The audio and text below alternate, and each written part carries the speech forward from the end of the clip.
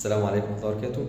تعالوا نشوف لفتة جميلة جدا موجودة في الإنجليزي وفي العربي بس بشكل مختلف. يا ترى كلمة mostly هنطقها ازاي؟ هقولها mostly ولا mostly؟ طبعا هنطقها mostly. ليه؟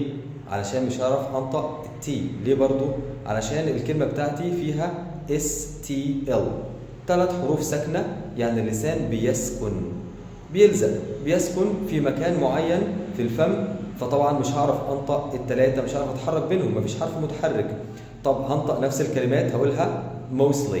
قول بعدي يلا mostly exactly. تمام كده، فهمنا الفكرة؟ طب هل ده موجود عندنا في اللغة العربية؟ موجود كمان في القرآن. طبعا لو انا قلتها mostly هضطر احط حرف اي او اي وفي الاخر هتنطق فتحة. نفس الموضوع موجود في حكم القلقلة في القرآن. لو قلت قل هو الله احد ايه اللي حصل؟ لساني سكن في سقف الفم من قدام، وتاني حاجة صوت الدال او حرف الدال ما طلعش، فلازم اعمل ايه؟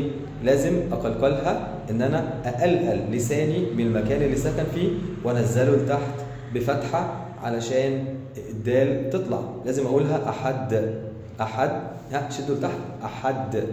نفس القصة هقولها وقب. فهمنا الفكرة؟ نفس القصة في الانجليزي اهو. لو قلت mostly لازم اقولها لا ما ينفعش، عشان كده اشيل حرف التي خالص، هقولها mostly.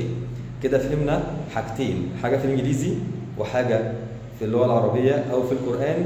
والسلام عليكم ورحمة الله.